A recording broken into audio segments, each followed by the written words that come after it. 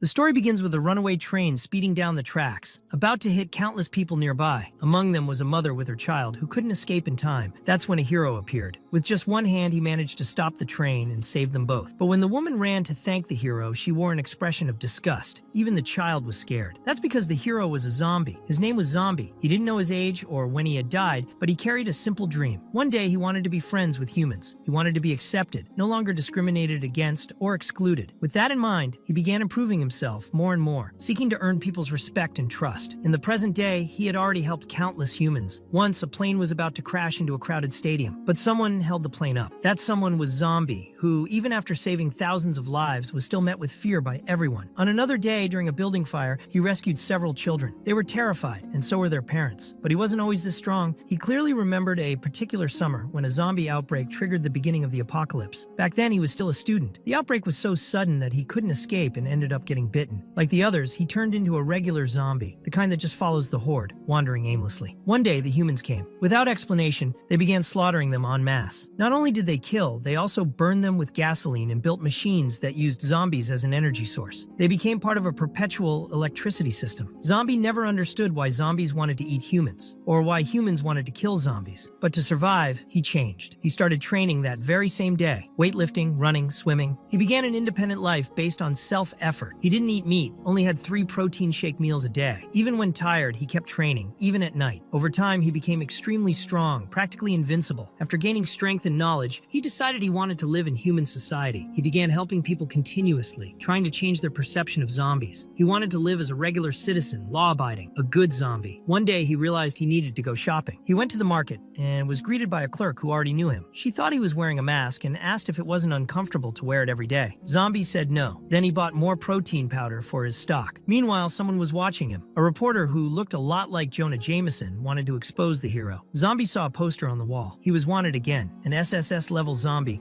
with a huge bounty on his head. The cameraman next to the reporter asked if they were sure that Zombie was really the one who held the plane. Maybe it was just fake news, but the reporter insisted it was true, until the two of them witnessed Zombie simply lift a truck and hurl it out of Earth's atmosphere. At the same time, in a base of zombie survivors, yes, zombie survivors, Zombie appeared carrying the truck full of food. He was received like a king. One of the children asked why he didn't drive the truck like humans do. He replied that he didn't have a driver's license. That was the city he had built. It was far from human eyes. There, he had ordered all zombies to replace human meat with eggs to get their protein, so everyone eagerly started eating eggs. Later, Zombie met with his subordinates. They were all boss-level zombies, extremely powerful. Their names were Lang, Fur, Agan, Agu, Varmint, and Blackie, all revering their majesty. Zombie told Agu that he was being hunted again by humans. The zombie apologized, saying he sometimes lost control. Blackie mentioned that even though they had increased their numbers secretly, they had already moved bases several times to avoid humans. Varmint said it would be easier to kill all humans. His chainsaw was even starting to rust. But Zombie replied that humans were still pretty terrifying, and they all knew it. Then, they heard the sound of a plane approaching. Inside was a woman ready to exterminate those damned zombies. The crew confirmed all signals and equipment were ready. They were armed with a nuclear warhead set to detonate in 20 minutes. The woman on the ship observed the city from above and declared that she would eliminate that disgusting zombie today. Hearing this, Varmint reacted angrily, saying that if they were humans, he wanted to wipe out their entire race. But Zombie stopped him. He said he always lost control when he got too close to humans, so he ordered all citizens to evacuate first. He would deal with the humans himself. Meanwhile, the humans' ground unit was approaching. Among them was the super soldier Marshall, prepared to act in case the zombie boss showed up. He said he was ready to slice that damned zombie in half. The rest of the team observed the situation from a distance, and at a certain moment, one of the soldiers reported that the Extraordinary Academy had located the zombies. Without hesitation, they threw a human bait to draw their attention. The human troops advanced. They wondered why those zombies just wouldn't die. It was because Zombie was protecting all of them. One of the humans decided to use a bazooka to finish it all at once. When the explosion hit the area, one of the soldiers commented that maybe that wasn't just any zombie. He said it could be one of the extraordinary ones, someone who always wore a zombie mask and had been helping people for a long time. The commander then wondered if they had shot the wrong person, but Zombie was completely unscathed, even after taking a bazooka shot. The president was informed that a boss-level zombie had been detected in Zone B and immediately sent Marshall to handle it. Meanwhile, the Extraordinary academy team debated what to do. One of them said they might be underestimating their enemies, so they decided to test something new and conducted an experiment, turning one of the zombies into a mutant creature. Not even Zombie expected what happened next. The ground unit was alerted to the new threat, but the troop leader didn't want to waste time. He charged at Zombie, grabbed him, and locked him inside an armored car, ordering it to be taken away immediately. Meanwhile, a little girl watched everything and asked if that was the man who helped people and always wore a zombie mask. She was curious to know why he wore that all the time. Zombie didn't know how to answer. Meanwhile, the mutant was attacking the human troops directly. Marshall sprang into action, slicing a bus in half to save the civilians. Everyone recognized him as Marshall, the swordsman from the academy, and felt confident they would win. He ordered everyone to evacuate as fast as possible. He would deal with the creature alone. Zombie, on the other hand, was walking calmly among the humans, unnoticed, despite being the king of the zombies. When the girl tried talking to him again, he simply vanished. At the same time, the mutant zombie charged at Marshall, who, with a single blow, turned the creature into pieces. Marshall declared that the zombie could now rest in peace. However, he soon noticed another figure approaching. This was no ordinary zombie. It was Zombie, saddened by the death of one of his own. One of the crew members on the ship reported that the zombie boss had been eliminated. The president congratulated the team and ordered the achievement to be logged as part of Marshall's contribution. But Zombie said it wasn't the soldiers' fault. He apologized, saying that zombies sometimes just can't control themselves. That's when Marshall realized he was also a zombie. Without hesitation, he attacked with his blade. The ship's intelligence detected another boss-level zombie. In the next moment, Marshall's vital signs completely vanished. He was dead. One of the officers warned that not all civilians had been evacuated yet. Given the situation, the president decided to leave the ship and handle the matter personally. She was warned that going alone to the battlefield was unwise, but she went anyway. As soon as she attacked Zombie at high speed, her blade shattered on impact. She was startled, wondering what that zombie was made of. The intelligence team asked her not to act on her own, but she said she was fine. Zombie, meanwhile, said he had already apologized hours ago. The president realized he could speak and figured he might be a mutant or some kind of rare variant. She then grabbed her special sword, the one made for such cases. Zombie still tried to suggest a conversation, but it was clear she wasn't interested in talking. Her attacks were fast, but Zombie was even faster. He dodged precisely, even avoiding a strike that sliced half the city in two. That enraged the president, who shouted that the bastard was mocking her. Meanwhile, they were trying to rescue Marshall. To everyone's surprise, he wasn't dead, just seriously injured and completely naked. Intelligence informed the president that she could now leave the battlefield. The civilians had already been evacuated, but still, a crazy chase was underway. Zombie ran calmly, as if he were just going for a stroll, while the president charged after him with everything she had. She wondered why he was still running if everything was already under control. And without stopping, Zombie replied that if he stopped running, she'd definitely try to cut him, to catch him once and for all. The president activated her cybernetic enhancements. She used her boosters to reach absurd speed and finally struck Zombie with full force, declaring that the target had been eliminated. Mission complete. The Extraordinary Academy staff reported that everyone had been rescued, but they confessed that there was still one spy among them. And that spy, without saying a word, simply triggered the nuclear warhead. That's right, he launched the bomb even with the president still in the area, and the civilians already evacuated. The aircraft team tried to stop him, but it was too late. The only thing they managed was to warn that the bomb had been launched. The president only realized the danger when it was already too late. She tried to use her boosters to escape, but they failed. She wondered why they were malfunctioning. She swore she had fully charged them before leaving. At that moment, Zombie appeared beside her, smiling, completely unharmed. He grabbed the president by her clothes,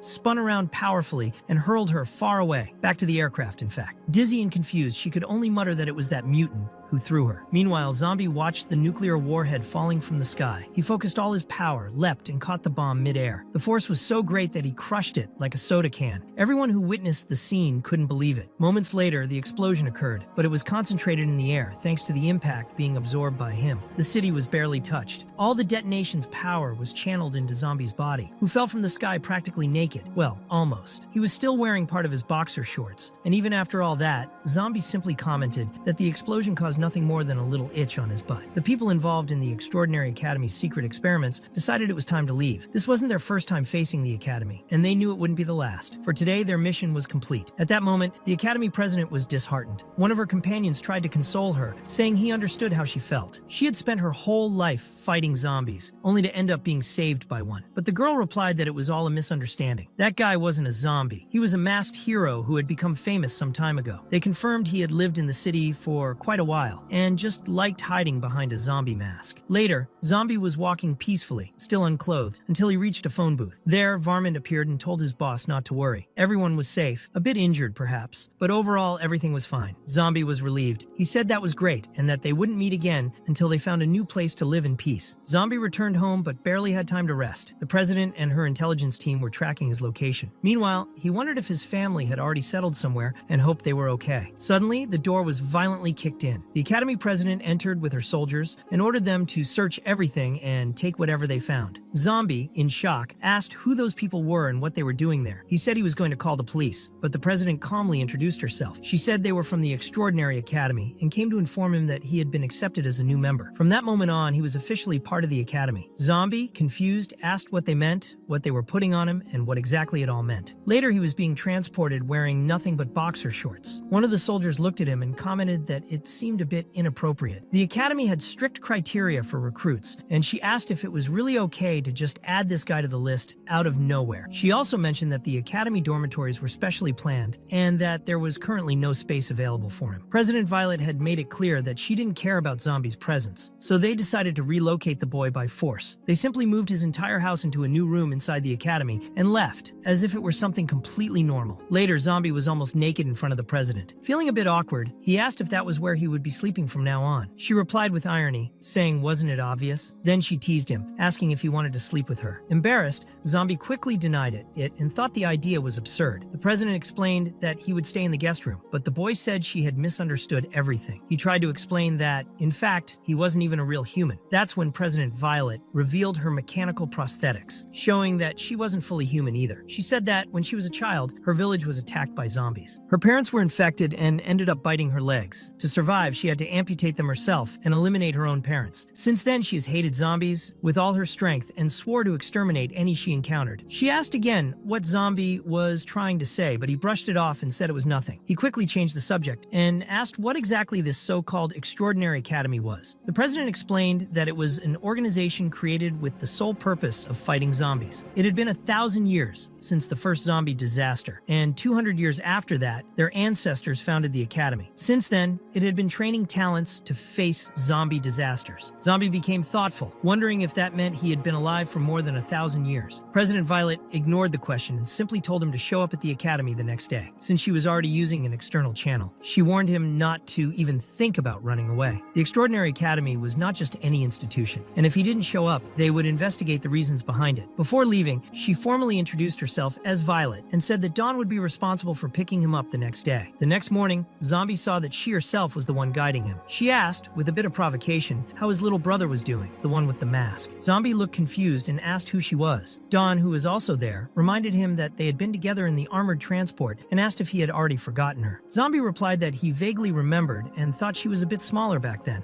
Dawn, trying to keep her patience, held herself back from hitting him and said to forget it. According to her, he was just an idiot anyway. Then, she took him to the admission test. Zombie, not understanding why, asked why he needed to take a test, and Dawn explained that every school has exams. In the case of the academy, the test measured both physical abilities and special skills related to killing zombies. She explained that the human world record for the 100-meter sprint was 9.58 seconds. To be classified as extraordinary, one had to run in 9.57 seconds or less. Surprised, Zombie commented that, so that's what it meant to be extraordinary. Dawn asked what else he thought it would be, and the boy replied that he thought it was a madhouse, because everyone there seemed insane. Later, the massive campus of the Extraordinary Academy was packed with new students, all gathered to take the admission test. Despite sitting on Zombie's shoulders, Dawn complained that she couldn't see anything from where they were. Zombie asked if he really had to take that test, even though he had once lifted an airplane. Dawn replied that yes, he did. In that school, it was common to find people who could lift airplanes. The academy had been founded by the former government, and everything there was kept secret. Besides, no one there watched the news or followed the outside world. Soon after, the person in charge of that day's test arrived, the president of the sports department named Chen. He explained that 800 years had passed since the academy's founding. During that time, countless talents had risen and fallen. He said that the ancestors in the past could cut entire mountains while fighting zombie kings, but nowadays, such extremes were no longer necessary. The speech went on until Zombie, losing patience, interrupted with a direct question. He wanted to know what would happen if a zombie were found inside the academy. Chen's answer was short and direct. They would cut the zombie limb by limb. If a zombie were found within the academy, not only would it be cut up limb by limb, it would also be castrated and hung at the main gate as an example. Zombie was visibly shaken. especially by the castration part. Later, the first part of the admission test began. It was a 100-meter race. As soon as the race started, Zombie noticed many incredibly fast participants. The student who came in first finished the race in just 3 seconds, and Zombie could barely follow it with his eyes. The next stage was a target shooting test. Professor Chen explained that shooting was a basic skill for facing zombies. Performing well with firearms could prevent unnecessary combat. Still trying to understand where he had ended up, Zombie thought he had been dragged into a real madhouse, where he was now forced to learn how to fight zombies. In addition to theoretical classes about zombie behavior in daily life, there were also intense physical training sessions. In this shooting test, Dawn stood out completely. She hit all the targets in the head, even blindfolded, while Zombie barely knew how to pull the trigger. Next came the throwing test. To pass, a student had to reach at least 100 meters. After that, the student groups were divided. Zombie, still not understanding how everything was happening so fast, felt like he had been trapped in a group of total lunatics. To avoid drawing attention, he decided to hide his true strength, doing just enough to meet the average. This caused Professor Chen to notice nothing unusual about him. In the race, he clocked exactly 9.57 seconds. In the throw, he hit the minimum required mark to pass. Even so, Zombie's controlled performance caught Chen's attention, because President Violet had mentioned that he was extremely powerful. This raised suspicions. Maybe he really was pretending to be weak. During the javelin throwing test against zombies, Zombie was shocked by how extreme the standards were. The previous student, Sheng Shu, threw the spear 32 kilometers and hit the target, qualifying immediately. Next up was Zombie, but before he could throw, Chen himself approached. Chen asked if he was the so-called zombie, the one personally recommended by President Violet. Based on his results so far, he was barely passing the exams, and Chen questioned if he was hiding his true strength. He also reminded him that he had interrupted the speech earlier with a question. Another student, Jane, raised the suspicion that he might not be human, to which Zombie, a bit hesitant, replied of course he was human, even if he wore a mask. Chen, skeptical, said that if he really was human, then he should prove his strength. No one expected him to break the previous record, but at the very least, he should show some effort, otherwise they would assume he was deceiving President Violet, and in that case, he would be punished. Afraid of losing his banana, Zombie started thinking. Even though he didn't remember much about his past, he knew that people started chasing him ever since he became a zombie. He didn't want to become fuel either, so he decided to throw the spear with all his strength.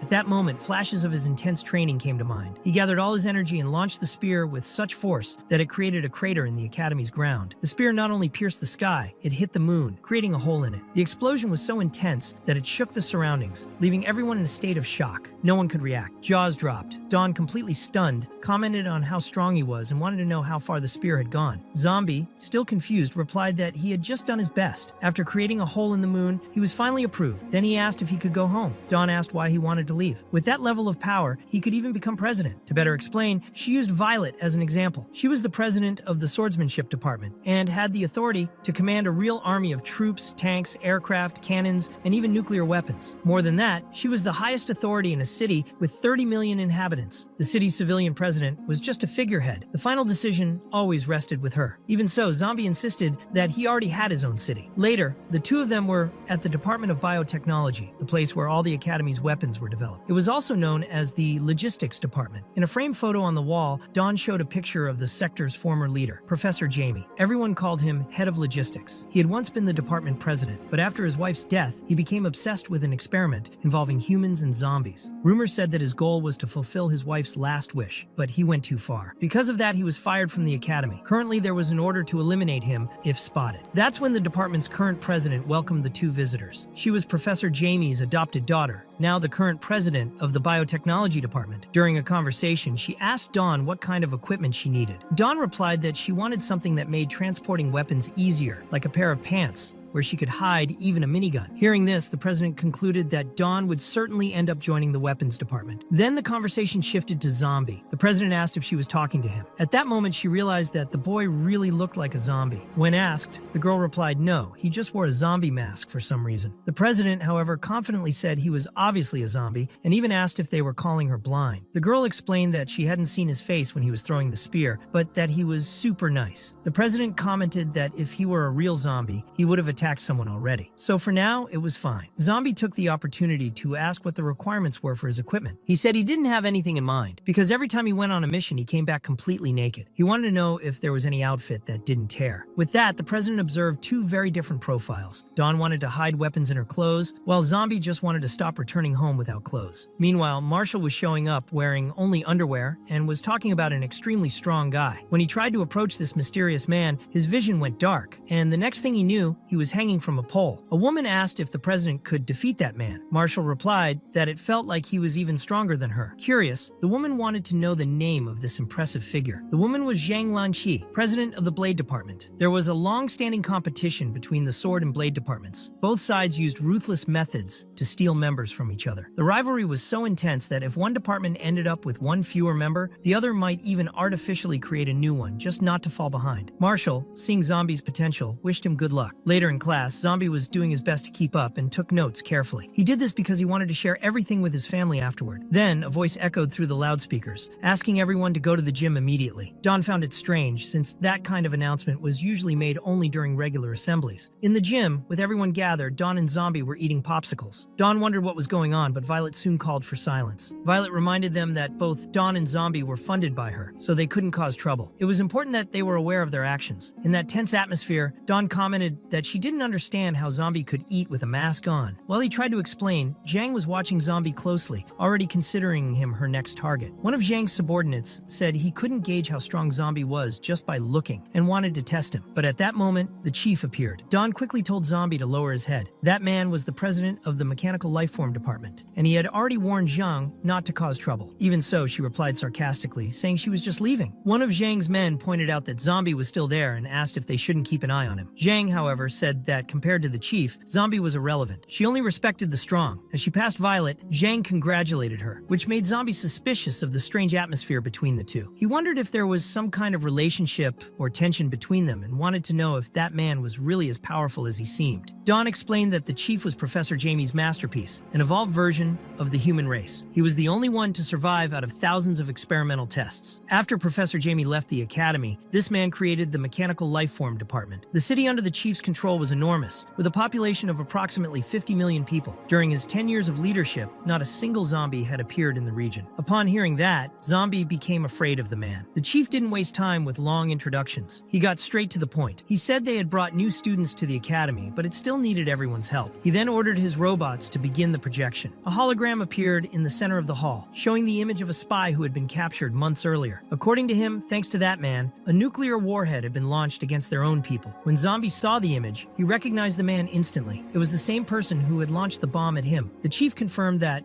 under normal conditions, someone like that spy would be executed immediately. However, he was still alive because he held valuable information. Dawn speculated that he could be one of Professor Jamie's subordinates. Zombie then asked if the zombie threat was truly over, and whether all of this was actually a result of internal conflict. Dawn replied that, in short, yes, some people just wanted to see the world burn. The chief continued. He explained that they had already tried countless methods to make the spy talk, but nothing worked. All the Academy's specialists had failed. They had resorted to every kind of torture, yet he wouldn't say a word. That's why they were now asking for help from all Academy members. The challenge was simple. Whoever could make the man talk would become the vice president of the chief's department. Many were excited by the proposal. It was truly an opportunity worth pursuing. The chief informed everyone that the spy was being held in the lower chamber and wished them good luck. 2 hours later, after multiple failed attempts, the newcomers started to grow desperate. At first, the methods were more conventional, but over time they became increasingly questionable. Dawn, watching everything, asked if they thought Zombie could make the man talk. Zombie replied confidently, saying he wouldn't just make him talk, he'd make him sing if necessary. Dawn then told the chief that her friend,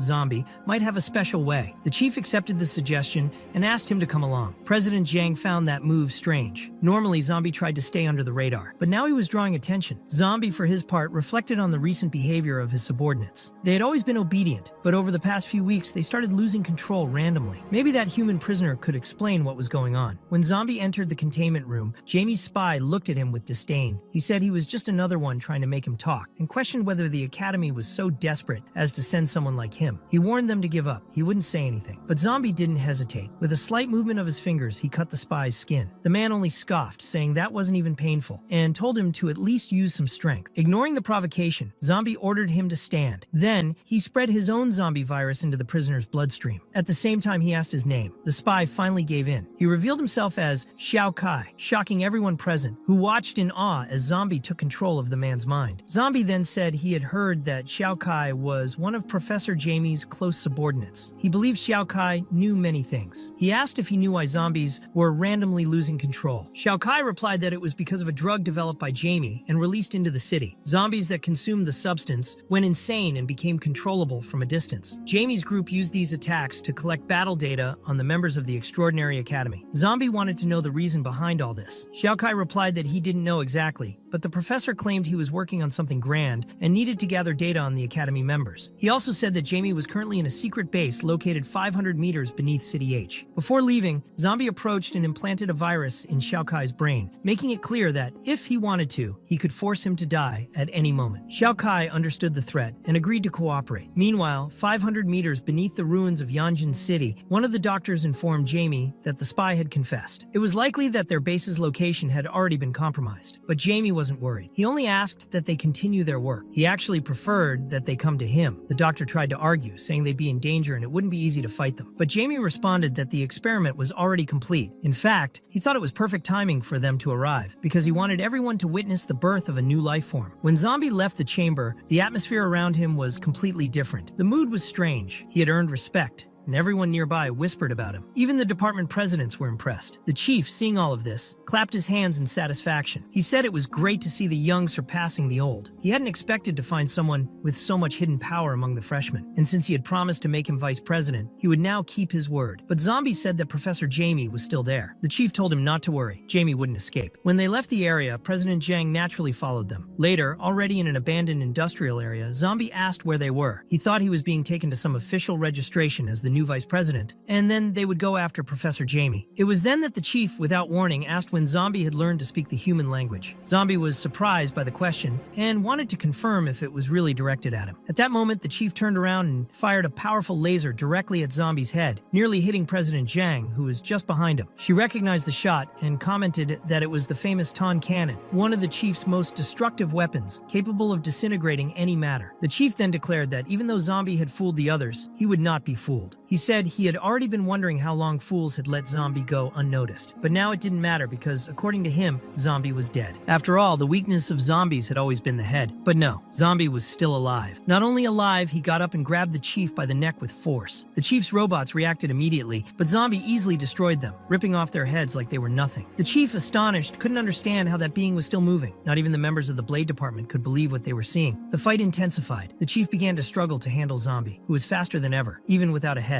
One of the swordsmen commented that the chief was in trouble, but Zhang disagreed. She said he was just warming up. Men like the chief loved to show off with big, flashy moves. It was best for everyone to clear the area to avoid being hit by mistake. At that moment, Zombie fully regenerated his head. He said he didn't want to hurt the chief. He just wanted to talk. The chief, suspicious, asked if he also intended to control his mind. Zombie regretted the situation and summoned his Model 1, forming a massive suit of armor around him. The chief revealed that he was a mechanical life form, designed exclusively to kill zombies. He said Zombie was the first of his kind to see him in that form and should feel honored. His attacks then became much stronger. He finally managed to pressure Zombie in combat. He threw him into the air, smashed him to the ground, and declared that all zombies must die. His disintegration cannons was so powerful it seemed impossible that anything could have survived within the impact area. The chief believed he had finally won, but no. Zombie calmly walked toward him. He was furious. His appearance suddenly began to change. He looked more human, although his new appearance was strange. For some, even disappointing. Zhang preferred him bald. Still, with this transformation, he created a massive storm that could be felt throughout the academy. Zhang began to panic. Zombie, now overflowing with power, said he had given a chance to resolve everything peacefully and asked the chief how he wanted to die. One of the swordsmen commented that Zombie's personality had changed drastically. Junk, who was also watching the scene, felt an extremely threatening aura. Faced with that, they fled. The chief, even surprised, apologized. He admitted he had never felt threatened by another being since he was born, and he challenged Zombie to defeat him. As Zhang and her swordsmen escaped from that battlefield, they were almost hit by something huge flying through the air. It was simply the chief's carcass, violently thrown. When the chief's men tried to retaliate, Zombie summoned all his models, but one by one they were destroyed before even entering the fight. The president spotted Zhang and declared that the zombie was dangerous, that they would need her help to defeat him. But Zhang snapped, asking if she had lost her mind. After all, it was the chief who provoked Zombie from the beginning, and now everyone was running away. Even with only one arm, Zombie exerted so much force that he was able to move an entire tectonic plate. The city city began to turn upside down. It was like a scene out of Inception. Civilians looking at the sky wondered what the hell was happening. Dawn, watching everything, said the city was floating. Zombie had manipulated the gravity around him to finally capture the chief, and while lifting him with his monstrous strength, he asked if now he was feeling threatened. He concluded by saying that, indeed, the chief couldn't control him. Even though he was a robot, he seemed to retain some human part. So, Zombie decided to infiltrate his virus directly into the chief's brain. Orphaned since childhood and subjected to countless body modifications,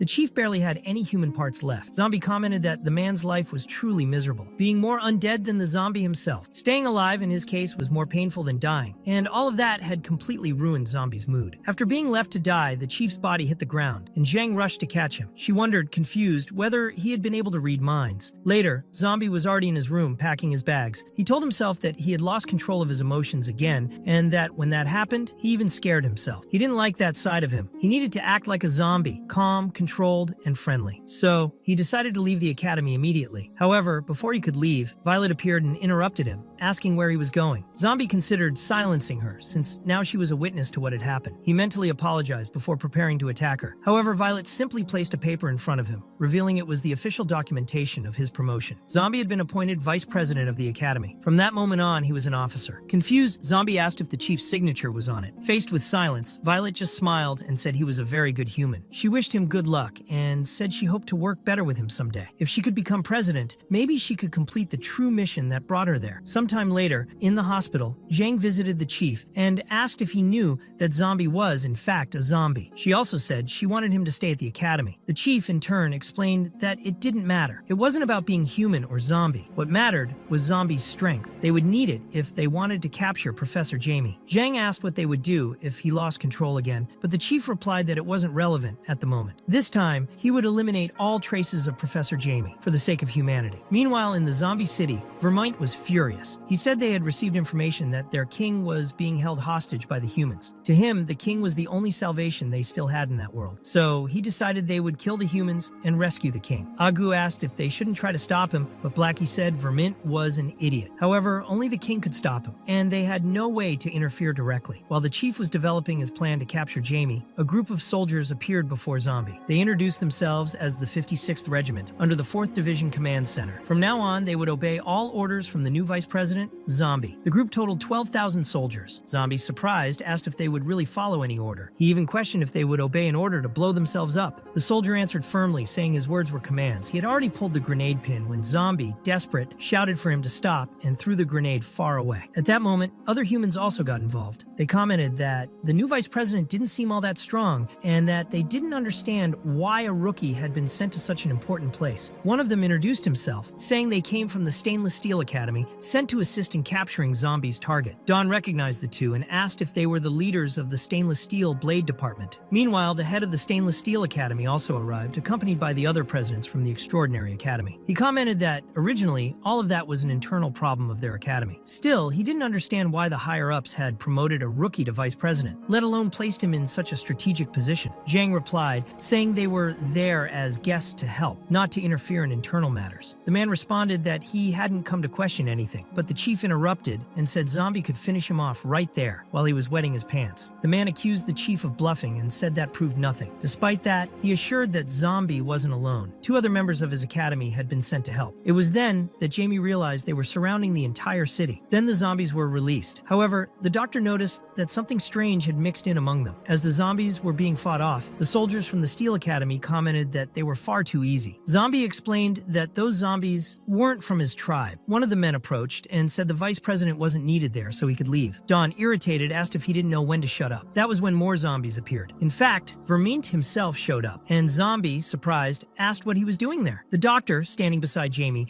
was closely observing the battle and stated, impressed, that this zombie had all attributes maxed out. It was the first time he had seen such a powerful leader. In his opinion, the real show was about to begin. 2 hours earlier, Vermin had said he came alone. No member of the tribe had accompanied him, and the only zombie that showed up was just there to deliver a gasoline can and left shortly after. Vermint mocked him, saying that was just a frightened weakling, and he didn't need anyone's help. He was determined to deal with the humans entirely on his own. In the present, Vermint was drinking all the gasoline he received. That was necessary to activate his chainsaw. Now he was truly powerful. Dawn, upon seeing that, was shocked and didn't understand what was going on. Vermint roared, saying the humans dared to mess with his king, and now they would face the wrath of his chainsaw. One of the representatives from the Stainless Steel Academy commented that, finally, something interesting had shown up, but Zombie wasted no time. He grabbed Dawn and ran from there as fast as possible. He said those guys would never be able to kill Vermint. Dawn, confused, thought it was a joke, but Zombie explained it wasn't. Vermint had an immortal body. Members of the Steel Academy started calling Zombie a coward for fleeing the fight, but soon the first of them was brutally thrown aside. In the blink of an eye, Vermint was already in front of the second one, asking if he also wanted to die. Without giving him a chance to answer, he began to beat him violently. He humiliated the man, slapped his face, and nearly split him in half with his chainsaw. Zombie and Dawn watched from a distance. She acknowledged that the situation was very bad. While the supposed president of the Steel Academy trembled in fear and begged for help, saying he didn't want to die, the doctor just commented that those academics were truly stupid. Dawn realized that if things continued like that, everyone there would be killed. One of the soldiers in Zombie's squad asked what they would do next. Zombie, puzzled, wondered why Vermint didn't recognize him. Then he had an idea. He said he would send Dawn over there to knock some sense into the zombie's head. She, outraged, asked if he wanted to turn her into zombie food. Without much explanation, Zombie grabbed her arm quickly and bit her. Dawn was startled and asked if he intended to control her mind. She called him a bastard. Zombie, trying to calm her down, assured her he wasn't that kind of person. He just asked that she not hit Vermint too hard. While Vermint was about to kill the president of the Steel Academy, Dawn appeared. She was completely unhinged due to the effect of the zombie cells that Zombie had spread through her body. Now they were integrated into her own DNA. She arrived taunting Vermint, asking why he didn't play a little with her. Vermint, confused, retorted, wanting to know who she thought she was. But Dawn responded with attitude, saying he thought too highly of himself, and she wanted to know what made him so special. Her attacks were so fast and intense that even Vermint had to dodge. At that moment, the members of the Steel Academy began fleeing in terror. Dawn, with superhuman agility, shoved 2 grenades into Vermint's mouth. The explosion, however, caused no significant damage. Right after that, he was hit by several shotgun blasts directly to the face. From atop a building, one of the soldiers asked what Zombie had done to Dawn. He explained that he had only slightly modified her genes, and that she could still become much stronger. Dawn herself admitted that she was loving the new feeling. Meanwhile, Vermint mocked her, saying that her power was insignificant and that she wouldn't be able to do anything against him. However, he was caught off guard by a kick that sent him flying. The Academy soldiers were stunned and concluded that Dawn had been pretending to be weak the entire time. Dawn, excited, said it was time for the bazooka. But before he could do anything, Vermint found a gasoline stockpile. He drank several barrels at once and declared they could keep trying. Dawn fired the bazooka, but Vermint used his chainsaw to slice the blast in half, along with her body. Vermint proudly declared that he was undead. She was not. He said she wouldn't be able to regenerate from a blow like that. But to everyone's surprise, Zombie reattached Dawn's body as if nothing had happened. Smiling, Dawn said she was sorry, but now she loved the undead too. She stood up and warned that the fun was just beginning. That was enough to finally make the members of the Steel Academy retreat. Vermint, still confused, asked if she really was a zombie. Zombie was a bit worried. He hadn't expected Dawn to become so powerful after the genetic mutation. However, her body was already breaking down from the inside. Her bones cracked, her muscles tore, and she didn't seem like she could last much longer. Zombie didn't want to intervene personally to discipline Vermint, but maybe it wouldn't be necessary. Dawn was winning the fight, crushing Vermint with her minigun and leaving him completely wrecked. Vermint begged her to stop, said he surrendered and that he would leave. For a moment, everyone around watched in silence, but in reality, it was all part of a stealth attack plan. Vermint's punch struck Dawn directly and also knocked down others who were trying to flee. Zombie, frustrated, realized that damn Vermint just wouldn't give up. He questioned why Dawn had let her guard down. She, confused, replied that she didn't know. Vermint explained that she had taken some stimulants, and now the effect was wearing off. She knew she shouldn't trust anything a zombie said. Meanwhile, Dr. Jamie was taking advantage of the situation. He praised the zombie's strength and ordered him to finish off all the enemies. Dawn's power had indeed run out, and Zombie decided he had to go down personally to handle the situation. When he showed up, Vermint began trembling just at the sight of him. Zombie asked if little Vermint was finally recognizing who he was. The doctor questioned why the zombie had stopped and insisted that he should kill the enemy. But Vermint was in total shock. Zombie ordered him to kneel, but Vermint still didn't fully recognize him. He wanted to know why he should obey that zombie's orders. However, a single look from Zombie made Vermint wet himself. Then Zombie grabbed him by the face and asked why the little chainsaw wasn't saying anything anymore. It was time for a speech, a demonstration of why everyone should return to obeying him. However, all of this was happening only inside Vermint's mind. The doctor outside kept asking why he was still frozen. Vermint, for his part, remembered something terrible. He recalled the reason he had an immortal body. He remembered when he had been chopped into pieces, turned into sashimi, and left to dry on a tree for hundreds of years. As he relived that memory, he panicked and ran off. He didn't want to fight that zombie at all. He even broke through Dr. Jamie's control, saying that if they wanted to kill him, they should do it themselves. The environment fell silent. Everyone was shocked because he simply escaped. The doctor commented that it was the first time that it ever happened. He had lost control of his own zombie. Even so, Jamie stated they could abandon that route, as what had happened was already enough. The presidents were on their way. Meanwhile, aboard a helicopter, Xiao Kai was still transmitting all information about Jamie. The president of the Steel Academy said that all problems could be solved absolutely through brute force. He jumped out of the helicopter carelessly and caused an explosion that opened a crater all the way to the underground. Then he mocked, asking why they even needed an elevator. Zhang got annoyed and called him a musclehead. She complained that no one ever thought about using their brain. The chief agreed with her, but reinforced his belief that in the face of absolute power, any strategy was useless. He left the rear defense to those who remained in the helicopter. Zhang, now out of patience, commented that it was impossible to be surrounded by so many idiots, especially now that the chief himself had jumped from the helicopter too. On the ground, the laboratory was surrounded by soldiers, searched and investigated, but no clues were found regarding the professor's whereabouts. The chief believed it would be impossible for Jamie to escape from there, as all land, sea, and air routes had been sealed. Not even a mosquito could get through. Still, there was no sign of the enemy. Zhang, annoyed, questioned why she had to stay in the helicopter while the others descended like fools. In a distant building, Jamie and his doctors observed everything from afar. They ordered the execution of Plan A. Inside Jamie's lab, the soldiers found a huge capsule. There was a warning label that read, "There's a zombie king in here. Extremely dangerous. Open only if you're a real man." The president, without hesitation, ordered them to blow that thing up immediately. The chief, on the other hand, asked them to wait a bit longer. They were there only to capture targets, not to take unnecessary risks. Even so, the doctor commented that the enemies hadn't fallen for the original plan. Jamie then ordered the execution of Plan B, which involved manually detonating the capsule. The president of the Steel Academy suspected it was a trap, but Jamie was excited, saying that day would mark the beginning of the end for humanity. According to him, the awakened zombie king would destroy all human life. To everyone's surprise, the so-called zombie king was just a baby with a pacifier. The chief warned that such beings are dangerous precisely because they seem defenseless. He asked that no one underestimate him. However, when he tried to cut the baby with his steel blade, he realized the strike had no effect at all. Alarmed, he ordered an immediate evacuation. Even after several slashes from the president, the baby simply split in half and rejoined, letting out an innocent goo-goo gaga. Jamie then activated the second phase of the plan, releasing a horde of zombies. Fortunately, President Violet and President Zhang were on site to handle it. One of the swordsmen offered to help form the defensive line, but Zhang refused, saying he only needed to stay behind and watch. For her, that fight would serve as a warm-up. With supernatural speed, Zhang dashed at the zombies. She leaped onto a tree, pushed off, and sliced them into pieces so perfectly they looked like they came out of a gourmet kitchen. The swordsman was amazed by what he saw, and Zhang remarked that the enemies should have thought twice before facing them. The doctor, furious, called Zhang a stupid witch for destroying the monsters he had created. He regretted not having the chainsaw zombie with him at that moment. Meanwhile, in Zombies Village, the other zombies were also watching the situation from afar. Ago and Blackie were wearing masks. Ago commented that the masks were meant to ward off the zombie virus, but warned Blackie to keep it a secret. Blackie agreed and promised not to tell anyone. Soon after, Ago approached one of the local zombies and asked if he had seen a zombie with a chainsaw. The zombie rudely told him to go away. Blackie complained about the rudeness of the locals, and Ago admitted that he was scared too. If they didn't find Vermint in time, the king would punish all of them. Blackie was also nervous, but said it was better not to panic. They would find that bastard sooner or later. Back at the lab, the baby was excited to keep playing. The chief realized he was provoking them. The president of the Steel Academy tried to cut him again, multiple times. This time he managed to split the baby in half, but just like before, it reassembled as if nothing had happened. Still trying to maintain his composure, the president ordered everyone to stop running and fight like men. However, the creature assumed a new form, now with a feminine appearance. The president cursed, surprised by the transformation, and said he would cut her to pieces. But the zombie held the blade with the tip of just one finger. The chief then decided to use Model 1, his most powerful form, but was still defeated effortlessly. The impact was so strong that everyone outside heard the crash. The chief had been hurled against a building. Soon after, the president of the Steel Academy was also thrown, crashing through another building. The zombie yawned, finding everything boring. In another part of the city, Zombie and Dawn were having a barbecue. The Steel Academy folks even offered Zombie some tea, which he found a bit weak. One of the members asked who the lazy person was that had made such bad tea, claiming Zombie deserved better. Then, everyone heard the sounds of the distant battle. It was now up to Zhang and Violet to face the new zombie. Violet said it wasn't the time for internal disputes. She proposed a truce between the Blade Department and the Sword Department to deal with the threat. Zhang agreed diplomatically, while Dawn commented that she was hearing explosions. One of them seemed very close, making Zombie stand up to check what was going on. Meanwhile, Zhang and Violet coordinated their attacks to catch the zombie off guard. However, as soon as Violet approached, she was caught off guard by a kick to the face. The zombie said she had decent speed, but after trading blows, concluded Violet was still too weak. At that moment, the president of the Steel Academy finally stood up, using his support suit,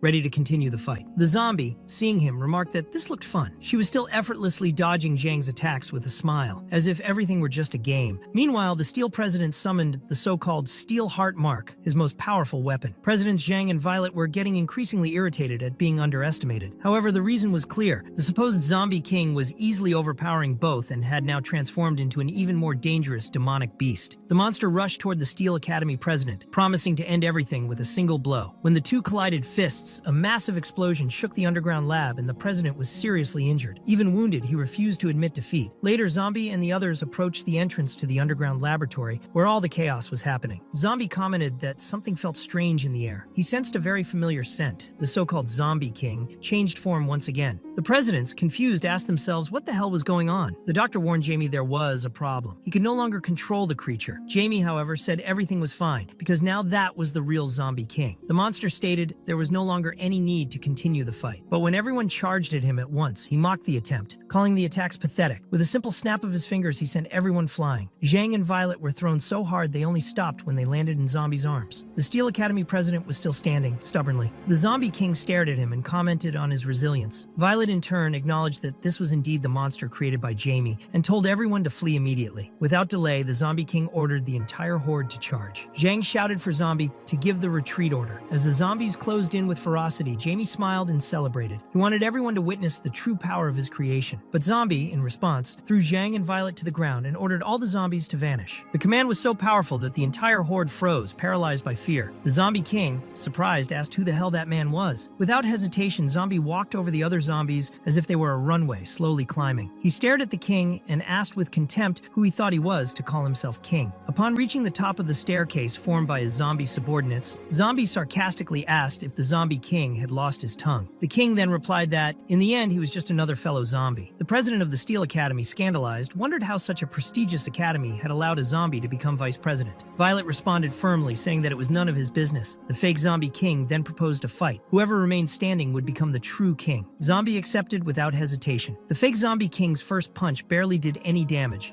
and Zombie even questioned whether he'd been eating properly. The counterattack was devastating. Not only did Zombie knock the fake king down, but he also scattered the surrounding horde like bowling pins. The impact was so strong that the fake king's body flew out of the city, crashing into a coastal navy ship. Jamie, shocked, wondered how Zombie had managed to do that. The doctor also questioned whether Zombie had been a zombie all along. The fake king, however, was enjoying the sensation. He took the opportunity to lift the ship and use it as a hammer, trying to smash Zombie into the ground like a nail. Seeing that, Dawn declared that the priority now is to get out of there as quickly as possible. Elsewhere, Blackie was trying to reassemble the chief's body, but Agu interrupted him and told him to look toward the direction of the fight. The chief grumbled, saying the two idiots had assembled every part that needed to be cut and cut every part that should have been assembled. Ignoring the complaint, Agu stated that this was the aura of the true king, and as expected, Zombie was still alive even after being crushed by a ship. Effortlessly, he grabbed a steel cable, wrapped it around the fake king's neck, and tied it tightly. The president of the Steel Academy, still trying to understand, asked if he really was a zombie. Without answering, Zombie delivered a kick so strong to his opponent's face that his skull caved in. The fake king said he could do that too. The fight intensified, becoming increasingly brutal. The two ended up back in the ocean. Now standing on a Navy ship, Zombie commented that the fake king liked to throw things around. The enemy replied that it shouldn't matter. If someone can throw something, they should. Meanwhile, the chief told the other zombies that they needed to get out of there immediately. He knew Zombie was strong, but he also knew Jamie and acknowledged that the man was a true genius. Blackie told the soldier to shut up and pay attention, saying that no one could ever defeat his king, except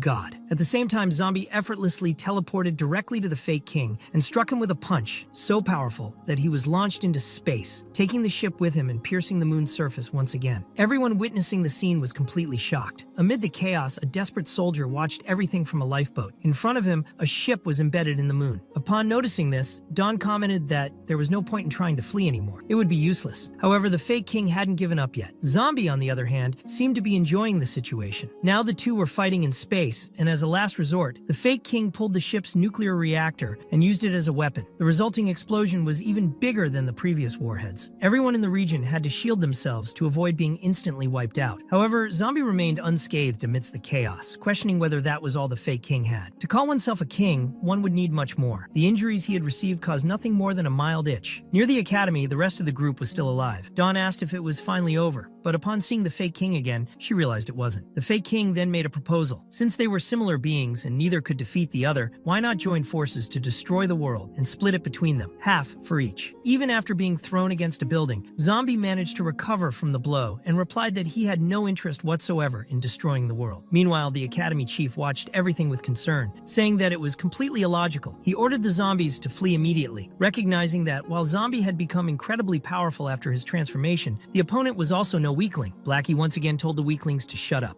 To him, the king was much more than he appeared to be and could transform more than once. Zombie, on the other hand, immediately refused the enemy's proposal. He said that the fake king was not worthy and that it was ridiculous to suggest splitting the world in half. Only weaklings talked about destroying the world as if that were a real solution. Meanwhile, the people on the ground couldn't hear a thing the two were saying, as they were too far away. Determined, Zombie declared that the fake king would only learn through a proper lesson. Then he transformed again, taking on a form even closer to a human. Now, his body radiated the aura of a true demon. The head of the academy was so overwhelmed by the scene that he fainted. Agu slapped him across the face to wake him up and ordered him to open his eyes and clearly see their king. Violet asked if Zombie had transformed again, since his appearance was completely different from the zombie king that Jamie had created. Zhang noted that now he truly looked like a human. Suddenly, a storm began to pour over the region. The fake king wanted to know if Zombie was a human or a zombie. Before he could get close, Zombie, with just a single gesture, split the enemy's body in half. At that moment, everything around them began to levitate. People, buildings, ships, even sea creatures. And in the middle of that surreal scene, Zombie calmly told the fake king that he was his father. The power release was so immense that a gigantic cyclone formed. Violet questioned whether that was truly something a zombie should be able to do. A whale ended up being dragged along and crashed into a building, precisely the one where Professor Jamie was hiding. The fake king, now completely dismembered, could barely move. The professor, shocked, said he had never seen anything like it. With difficulty, the fake king used his regeneration powers to try to stand back up. He claimed that everything Zombie was doing was pointless because they would never be able to kill each other. They were life forms, impossible to destroy. Zombie asked if he was really sure about that. With his strength, he grabbed him by the neck and said that perhaps the fake king had misunderstood what death really meant. After all, one doesn't need to destroy someone's body for them to truly die. Upon hearing this, the fake king looked into the true king's eyes and was overwhelmed by memories of the ancient zombie god, back when he was a universal threat. In an instant, it was as if his soul and consciousness had completely vanished. He collapsed to the ground, showing no reaction. The head of the academy asked what had happened to him. Blackie replied that he had probably been overcome by the fear of death after witnessing the zombie king's third form. Jamie stood in disbelief, unable to accept that the fake king had been defeated. But the doctor beside him insisted that they had to get out of there immediately. Before they could do anything, Zombie was already there. The doctors were terrified. Zombie, unmoved, asked whether they would surrender willingly or if he would have to force them. They had only 1 second to decide. The doctors chose to surrender. Professor Jamie, however, couldn't hold back his frustration and cursed out loud. Thus, he was captured alive by Zombie and handed over to the custody of the Extraordinary Academy. Later, the Academy members began discussing what had gone wrong with the professor. Zombie, a bit downcast, admitted he didn't want to become that terrifying thing again. He claimed to be a good zombie. Violet suggested that Dawn go talk to him. She asked if he was her friend. Dawn replied that he wasn't. He was way too scary. Still, Val insisted that she go anyway. With no choice, Dawn approached and asked Zombie if he was okay. She said they needed to leave the area soon. When he stood up and said he was hungry, she almost ran away. But Zombie merely commented that he really wanted a tear-resistant shirt, as he was tired of always ending up without clothes. Dawn was relieved to see that he had returned to his passive state and asked if he remembered what he had done. Zombie explained that he had a few flashes, but everything was a blur. He said he had lost track of time, but was sure he had fought similar zombies in the past. Since they were weak, he never bothered to remember them. Meanwhile, even though he was in custody, Professor Jamie began to laugh. He remarked that he never imagined he would encounter someone as powerful as Zombie. With a threatening tone, he said that one day he would obtain a sample of his genes and create an even stronger creature. And so,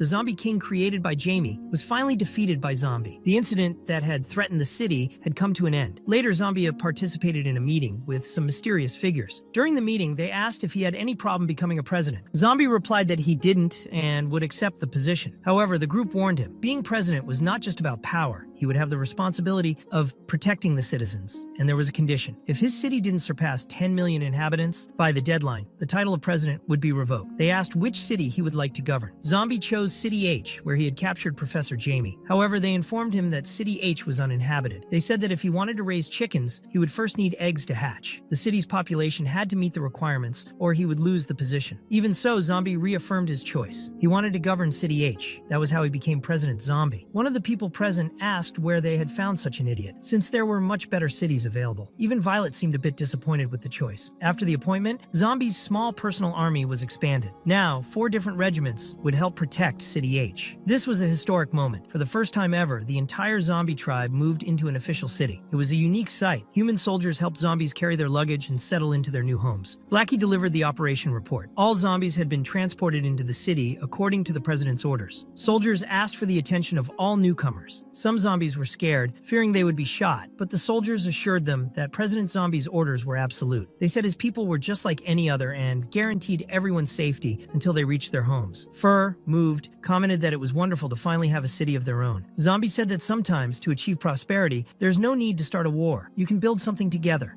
Go then asked what they would do with Vermint, who had still been hanging there for months. Zombie replied to just leave him hanging. In the zombie city, Vermint was still hanging from the municipal council building. He apologized, admitted his mistakes, and said he would be obedient now. Later, Violet was training with Dawn to test the effects of zombie cells present in her body. Violet commented that it wasn't just strength that changed, it seemed like a second personality emerged. The fight between the two was intense. Dawn fought in a bizarre way, twisting her neck 180 degrees like it was nothing. In the middle of the battle, Violet dodged her attacks and wondered if the girl was still human. At one point, she was almost hit by Dawn's minigun, but narrowly escaped. In the end, Violet counterattacked and struck Dawn hard, almost splitting her in two. Still, Dawn regenerated as if nothing had happened. Violet was shocked. She said it was way too much and questioned what Zombie had done to her. Dawn then asked if she was now worthy of becoming president. In response, she delivered a punch so strong that it knocked Violet down, who admitted that was enough for today. When Dawn returned to normal, she asked if Violet was okay and said she didn't mean to do that. Violet, still recovering, asked if she truly wasn't a zombie, even after being bitten by Zombie. Dawn explained that she hadn't gone through a full exam in the lab the previous day. According to the results, all the cells in her body were normal, but Violet, still suspicious, asked how that was possible considering she had twisted her neck 180 degrees and regenerated in seconds. Dawn admitted she didn't really understand it either. She said it felt like she could transform whenever she wanted, but when she was in that state, she didn't feel any different. And sometimes, when she was feeling down, just a small stimulus was enough to activate it. Violet, hearing that, was even more disturbed. Not wanting to hear anything else, she ran off like a jet, crossing cities, catching a plane, and heading straight to City H, arriving exhausted and out of breath. Meanwhile, Zombie was holding a meeting with his municipal council. He was assigning positions to his allies. Fur was put in charge of the Blue Flower District. Agan was appointed as the head of the police department. Lang took over civil administration, and Blackie was given responsibility for the city's finances, overseeing the local treasury. In the middle of the meeting, Violet arrived, interrupting everything. She was sweaty and exhausted, and Zombie asked what had brought her there. He commented that, coincidentally, he was just about to report to her on the city's progress. However, without saying a single word, Violet walked up to him, forced his mouth open, and made him bite her. Then she turned around and left. Zombie stood there, confused, not understanding any of it. He asked himself what that was supposed to mean. Later, one of Violet's subordinates questioned what she was doing. He said it was dangerous to let Zombie bite her, as there were rumors that he could control minds. But Violet replied that she wanted those powers for herself and didn't care what he might do to her. Meanwhile, Zombie continued renovating and developing the city he had inherited. With the positions already distributed, the city was coming to life. There were now clothing stores made for zombies, a zombie hair salon, zombie real estate agents, and even a driving school exclusively for zombies. One of the zombies, not understanding how a car worked, tried to take the driving test by sitting in the passenger seat. Still, Zombie carried on with his calm life as president. Elsewhere in the world, the woman with the eye patch was analyzing data on Zombie. According to her, he seemed like someone without any outstanding features. Just another ordinary person. She couldn't understand why the Academy had made that Zombie the president of a city. A subordinate commented that even the president of Steel had invited Zombie to join his academy as a leader. The woman replied that, although competition between academies was normal, she still didn't like him. She said he didn't seem to have the personality of a leader, zombie or not. Even so, she considered paying a visit to his city just to check things out personally. Meanwhile, at the North Pole, a research expedition was underway. Professor Strand, the team leader, received a report about an important discovery. They had found an ancient corpse belonging to an ancestral people, completely preserved inside a massive block of ice. It was 500 meters deep. They were using a crane to extract the block with the utmost care. Strand, who was also the president of the Academy's archaeological department, instructed the team to be extremely careful not to damage the body. It was the first time he had ever felt so nervous about a discovery. When the block finally surfaced, it was possible to clearly see the frozen human body, still with well-defined features. But then, suddenly, one of the doctors was bitten in the neck. Professor Strand himself was knocked down and used as a sacrifice. Vampires approached, shattered the ice block, and released the body. As soon as it thawed, the body came back to life, color, and motion. All the vampires around knelt before her, saluting the Queen of Blood. She opened her eyes in anger, asking if that damn zombie was still alive. One of the vampires confirmed that he was. Even after 1,000 years, Zombie was not only still alive, but seemed stronger than ever. They said that although he had once wiped out the entire human civilization, he was now living among humans and rebuilding his own clan. The Queen of Blood swore that this time, she would not lose to him. Back at the Academy's headquarters, Zombie, unaware of what was coming, was calmly drinking his tea. Other presidents in the room silently watched that strange and unexpected scene. It was indeed a transformation, but it didn't seem to be a zombie transformation. They had recovered the body of the researcher who had been bitten by a vampire. He was found wandering in the North Pole, but the head of the archaeological department who was with him had vanished. Given the situation, Violet said it was necessary to call in a professional to analyze the case. That's why Zombie showed up. Despite that, everyone present looked at the new visitor with suspicion. The first to introduce himself was Ying, the president of the Iron Bat Academy, but that sounded oddly specific, and they hadn't even mentioned the Stainless Steel Academy yet. Indeed, those academies were getting stranger and stranger. Ying asked if Zombie had participated in the mission that captured Professor Jamie. Zombie confirmed that yes, it was him, but Ying claimed he was probably just another assistant. Even so, Zombie was excited. Now he could shake hands with humans and felt that he was halfway toward achieving his true goal. Another president mocked him, saying he was weak, and asked who had allowed someone like him to become a president. The president of the Steel Academy simply watched, thinking that guy was asking to die. He even hid, regretting not staying home. Later, Zombie went to examine the person going through the strange transformation. He commented that he didn't even know what exactly that thing was and wondered why they expected him to know. However, upon seeing the bite marks on the victim's neck, everything became clearer. When the victim reacted, he showed fear toward Zombie, who analyzed the marks and mentioned the possibility that they belonged to the Blood Tribe. The discovery intrigued him. Suddenly, he blew up the room they were in, completely terrifying the vampire. Zombie muttered that he swore that tribe had already gone extinct. Curious, he asked where the little red-haired vampire girl was, the one who used to poison him in the past. The vampire, desperate, replied that he didn't know anything and begged for mercy, explaining that he had only become a vampire the day before and that he was a victim. Zombie returned to his normal form, and Ying, still confused, asked who the hell that guy was. The president of the Steel Academy once again regretted leaving his house. Violet wanted to know what was going on and asked what Zombie had discovered. He explained about the Blood Tribe and said everyone should be cautious. However, in the middle of the explanation, he completely forgot what he was going to say, causing general bewilderment. Violet asked if his brain worked normally outside of zombie mode, and Zombie just apologized, saying he would try to remember next time. Even though he seemed a little silly, everyone remained afraid of him. Meanwhile, in a distant alley, some vampires lived in hiding. Someone tossed a penny toward them, complaining about the presence of beggars, and questioning why the government hadn't dealt with the situation yet. One of the vampire women told Her Majesty not to worry about that kind of human. And another starving vampire grabbed the coin, mumbling, "Money, money." The Queen of Blood asked what they had done during the time she was frozen. She wanted to know why they had decided to revive her now, when they were in such a pitiful state. The female vampire explained that she had no idea how hard it had been to survive these last 1,000 years. After she had dried up because of Zombie, they were completely powerless against him. He had started a full extermination of the tribe. To survive, they had to fake their deaths. For 1,000 years, the tribe avoided contact with humans and zombies. They hid in alleys like that and never dared to come out. Even Laling had become an idiot over time. The queen said it was pointless, even with her alive. She admitted that she was no longer a worthy opponent to Zombie, not even capable of touching a hair on his head. But Ling disagreed. He said there was a reason they had revived the queen now. They had obtained crucial information. They had found someone who could help her become invincible. Then he showed a wanted poster with Professor Jamie's face on it. Seeing that the professor was still alive, Zombie wondered why they hadn't taken him out yet. Violet explained that first, they needed to locate the professor's other secret experiments, and second, he had planted several spies within the academy. That's why they were using him as bait to lure out the others. Zombie asked if there was any risk of escape. The president of the Steel Bat Academy guaranteed it was impossible. He said that since it was Zombie himself who captured him, he deserved to see the prison they had built for the prisoner. In the middle of nowhere, inside a gigantic crater, there was a high-tech prison built specifically to contain Professor Jamie. They dug a hole inside a mountain that was 3,000 meters deep. The prison had 100 floors and was guarded by by 100,000 armed soldiers. Even using the elevator, it took 30 minutes to go from the top to the bottom. Each president had stationed a different platoon on each floor. Iron Taco reinforced that the security was absolute. Bombs were installed throughout the entire complex. Professor Jamie was tied to a detonator connected to a weapon of mass destruction, with power equivalent to over 10,000 tons of TNT. If anyone got close, everything would explode. Even if someone managed to free him, they would die in the explosion. Zombie was truly impressed by that level of security. He wished everyone good luck and left. Meanwhile, hidden in a distant alley, the vampires were listening to everything that had been said, and at that moment, they completely lost hope. The Blood Queen was furious. She said those humans were disgusting. Meanwhile, Iron Taco was talking to Violet and mentioned that he had forgotten to inform her about something important. Inspector Chin was already in the city to conduct an inspection. He asked if she would warn her little boyfriend. Violet was puzzled by the question and wanted to know why he was telling her that specifically. Iron Taco explained that Chief Gang had told the inspector that President Zombie was building a city exclusively for zombies. As for whether the president was a zombie or not, he said he didn't care. He only respected the strong. So that was not his problem. It was hers. That's why he was telling her everything now. Meanwhile, Zombie was walking calmly, observing the city's movement and sarcastically commenting on how human cities were full of life, literally since he himself was a zombie. At the same time, Professor Jamie and his subordinates were imprisoned. Their meal was arriving. The doctor remarked that it was the end of the line, but Jamie disagreed. He said he would still obtain Zombie's genes. The doctor insisted that everyone there would soon be executed. Jamie wasn't intimidated. He claimed that as long as his research remained undiscovered, no one would dare to kill him. Before being captured, Jamie had instructed his allies to hide the research data in places even he didn't know. That way, not even mind control would be able to extract the information. He promised to make everyone regret leaving him alive. The doctor, however, warned that Zombie was extremely dangerous. Even if they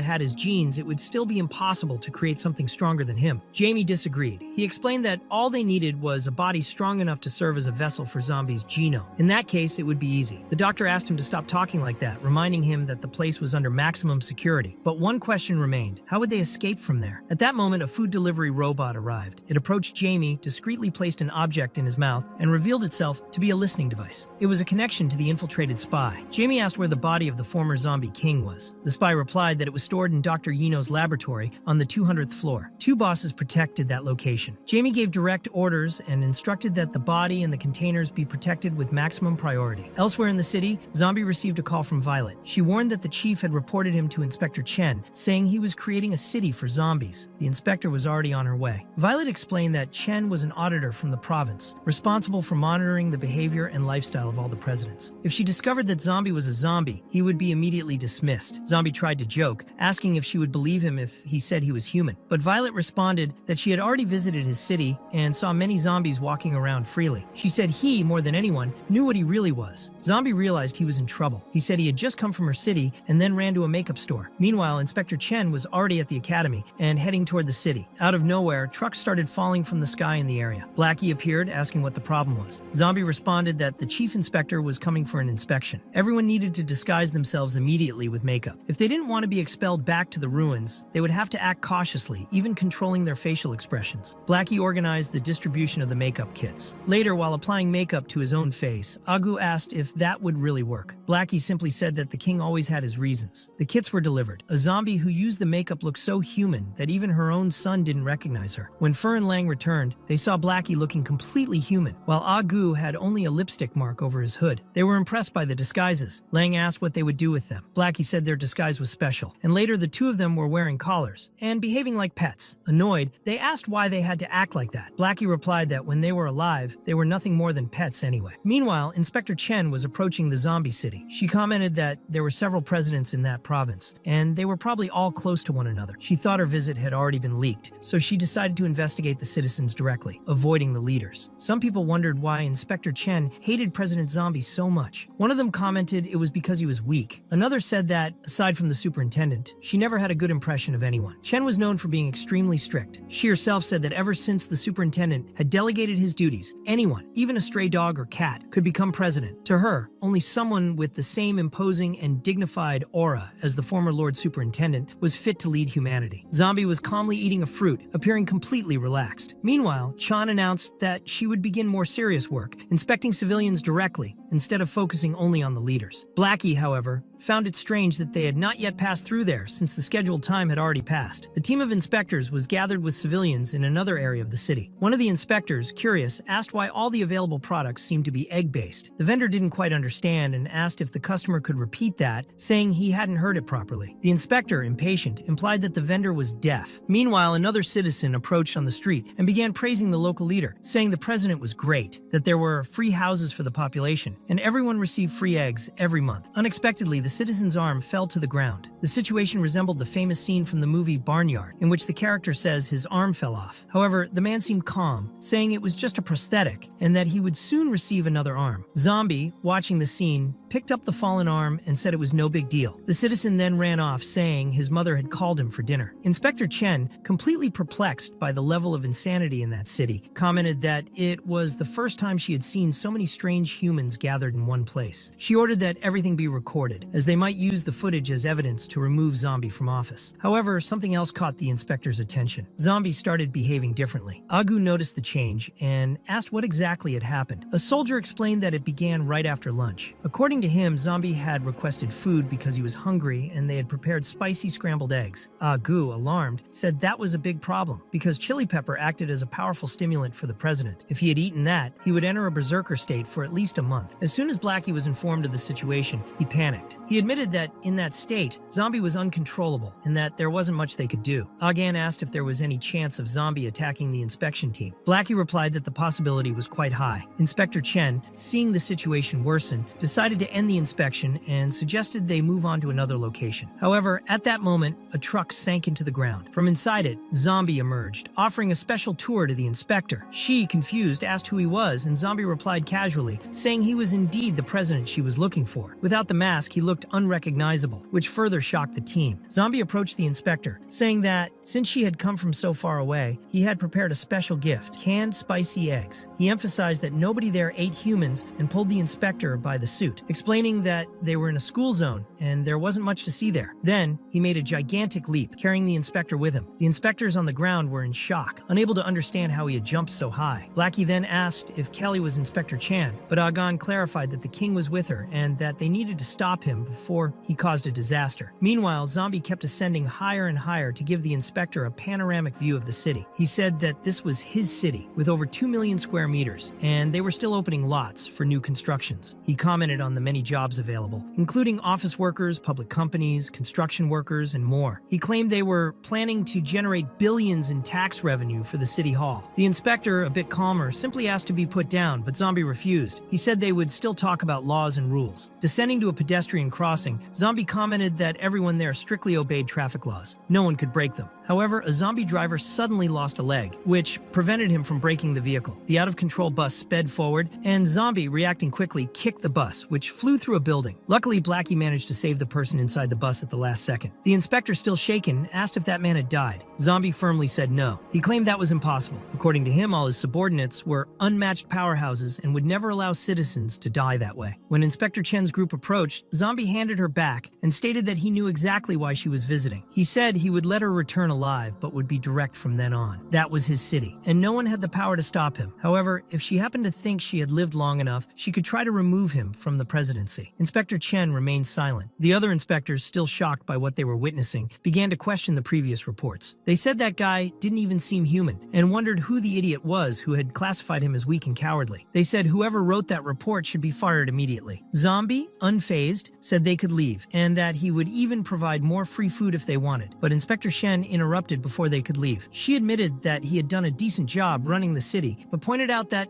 as a president, it wasn't enough to know how to govern. One also needed to have a certain level of combat power, because only with real strength could one protect an entire city. She confessed that she hadn't seen enough to assess that. However, before she could continue, all the zombies around her went silent in shock at that statement. One of them murmured, begging her to stay quiet for God's sake. Zombie raised an eyebrow, pretending to be offended. He said he would think of something. The people present realized at that moment that they were all screwed. Later, on a deserted beach with no buildings nearby, Agu expressed his concern. He had a terrible feeling about what was coming. Inspector Shen, suspicious, asked why they had been brought to such an isolated place. Agu replied that whatever was about to happen, it was all her fault. It had nothing to do with them. Before they could argue more, they felt a strong tremor and saw rocks flying. Zombie had reached his third form. With a single command, he made the sea stop completely. The waves froze in the air and he flew off toward an unknown location. The inspectors couldn't see where he had gone until Agu set up a telescope and showed what no one would believe. Zombie was on Saturn. The team was completely in shock. They said that guy was far from normal, that there was no way he could be human. In the next instant, Zombie threw a punch so powerful that the impact was felt across the entire planet. The tremor was so strong that the entire academy shook. The entire country, maybe even the continent, was shaken. Alert systems in Violet City detected a level 12 tsunami, something never before recorded in human history. It was a direct threat to civilization. The academy tried to activate its level 1 defense system, but it was completely destroyed. The tsunami surrounded the entire impact area. Observing the result of his own power, Zombie calmly asked Inspector Shen if she had seen enough. Sometime later, the group returned to the city. The inspector kept mumbling, saying he was a monster, a real monster. They left the area in a small transport cart. Agu asked if they hadn't overdone it, thinking it was possible the government would try to seize the entire city, but Blackie disagreed, saying he had a feeling that wouldn't happen. When Shen returned to the capital, she was visibly shaken. Even so, Zombie City received official approval. Meanwhile, in another part of the planet, inside a laboratory where the body of the former zombie king was kept, the doctor in charge admitted he didn't know how Zombie had managed to kill that man. He said it was truly a shame. If Professor Jane's project had been used for the good of humanity, it would have made a huge contribution. But unfortunately, everything had taken a different turn. Inside the same lab, there was an infiltrator, a spy sent by Jamie. He quietly mixed some components and prepared a syringe. According to Jamie, the zombie king had only lost consciousness. His physical body remained intact. The plan was to use that opportunity to bring him back. Without anyone noticing, the spy injected the substance into the body. One of the presidents present noticed the movement and asked what he had done, but it was already too late. An explosion shook the lab, and when the dust settled, the zombie king was standing once again. Following Jamie's orders, he began massacring everyone around, clearing the way to free his master. Jamie said he would make him just as powerful as Zombie. At the same time, chaos was spreading across the world. A commercial airplane was being hijacked by the Blood Queen, who had rerouted it directly to the prison where Jamie was being held. Vampires were also on their way. It was a full-scale invasion, a mass escape attempt. Soldiers tried shooting the vampires, but the creatures were not easy to hit. Despite the chaotic situation, the prison held 30 department presidents inside, meaning it still had considerable fighting power. The Blood Queen had already reached the first floor of the prison. Meanwhile,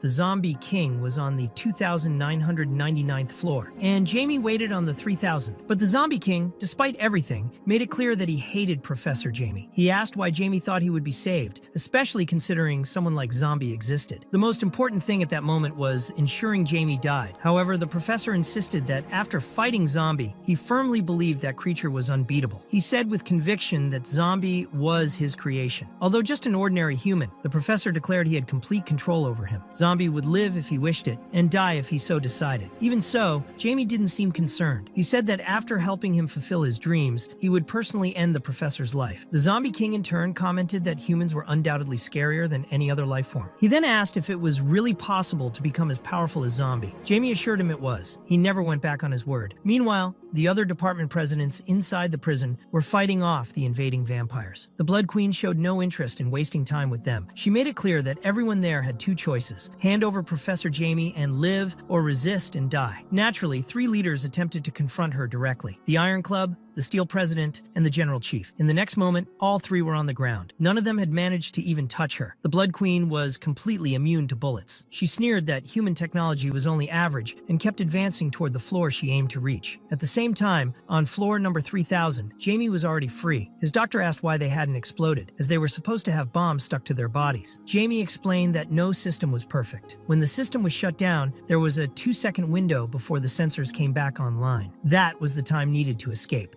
The doctor, worried, asked if it was really wise to make that man stronger. Jamie replied that there was no better vessel. When they left the area, even the zombie king was shocked by what he saw. All the prison agents were on the ground, completely defeated. The only person still standing was a woman in a bikini. She stared at him and said she had finally found Professor J. She made it very clear that someone who couldn't even touch a single strand of Zombie's hair during his second form wasn't worthy of being a vessel for anything. She suggested they use her body instead. The zombie king, surprised, asked if that woman really believed she was stronger than him. She replied yes, but only slightly. She said that if he didn't believe it, he could test her. The zombie king charged with extreme speed, but the woman retaliated with a direct blow to his face. The impact was so violent, it sent him flying through a concrete wall. The zombie king compared that attack to Zombie's strength and wondered how she could be that powerful. In desperation, he decided that if things continued like this, everyone would die with him. He was about to detonate a nuclear bomb in the middle of the prison. Before that could happen, however, the Blood Queen used reversal magic. She restored the bomb to its original state, compacted its energy, and compressed it directly onto the zombie king's body. Then she asked if he really considered himself a king with such miserable power. She also asked how Zombie had managed to kill him the first time. While being interrogated, the zombie king realized that she too was a monster from the past civilization, just like him. Once again, his consciousness faded, and in such a pathetic way, the zombie king died once more. The others present could barely believe what they had just witnessed. The Blood Queen then turned to the professor and asked if she was a strong enough vessel. He answered that of course she was. Meanwhile, at the zombie city hall, Vermint was still hanging from the top of the building. Agu was warning Violet that the president couldn't meet with anyone at the moment. She insisted there was an emergency and demanded to see him immediately. Still, Agu said it was impossible. Zombie was in a state far too dangerous. Violet, impatient, said she didn't know what he was talking about and opened the office door. Upon entering, she saw Zombie completely transformed. Surprised, she asked since when he had been like that. Zombie, calm, replied that it was sometimes good to change things up a bit. Then he asked why she was looking for him. Violet explained that Professor Jamie had escaped. Zombie said he already expected that. He commented that that group of losers never stood a chance of stopping a strike from the little red one. Violet, still confused, asked how he knew that, since everything had happened only 10 minutes ago. Zombie explained that the little red one used an ancient bloodline power. For that reason, he could naturally sense her movements. Violet said she needed more information about that woman and had to report everything to her superiors immediately. However, Zombie suggested that since she was already there was no need to rush off. He said it had been a while since he could peacefully blend in with humans and proposed that they enjoy the moment. He suggested they